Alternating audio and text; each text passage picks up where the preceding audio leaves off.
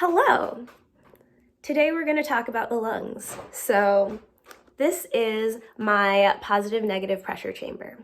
This bottle represents the thoracic cavity. This bottom membrane represents the diaphragm, while the balloon on the inside represents the lungs. When I pull on the diaphragm like so, you notice that the balloon on the inside, or the lungs, inflate. This is due to atmospheric pressure. When you inhale, the diaphragm and the chest muscles contract. This creates a vacuum inside your chest cavity, and this negative pressure draws air into the lungs. When you relax those muscles, the air is released. Now, let's talk about tidal volume and vital capacity. To demonstrate this, I dusted off my handy-dandy harmonica to liven things up. So tidal volume is the amount of air moved in and out through normal quiet breathing. I decided to add sound to this to give you a better depiction of what this would be. So quiet breathing, but with sound.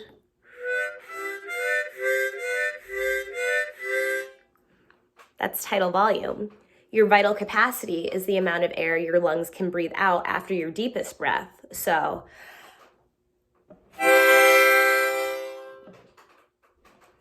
you hear the difference? So listening to the difference of that, you can see that your lungs actually have a limit.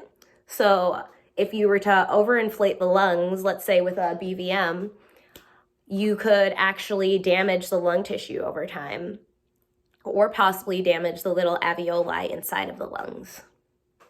Another important part of respirations is rate. So a patient's respiratory rate, whether too fast or too slow, can affect their health.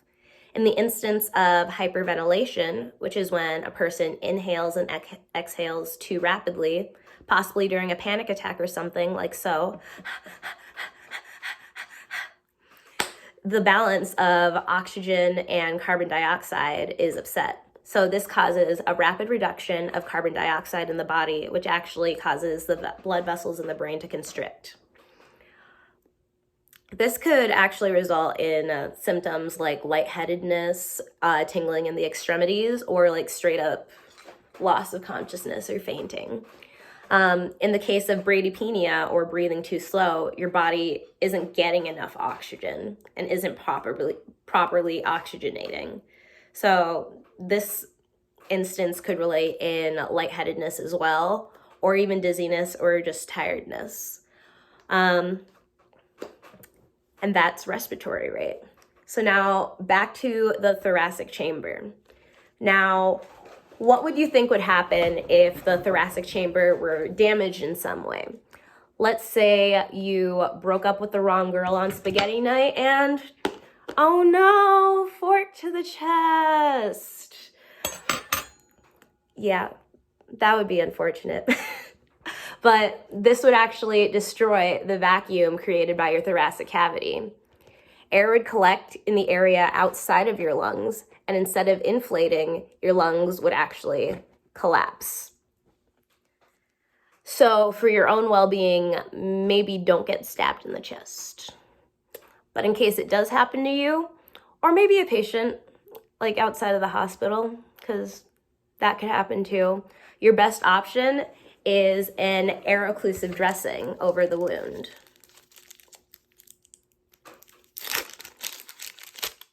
You want to patch the vacuum to prevent more air from coming in. And if time were to allow in the pre-hospital setting, you would want to actually vent this patch so that it was closed on 3 sides and 1 side was left open, so that the air that did get inside of the cavity, could escape, and the pressure would balance out, and you could breathe properly again.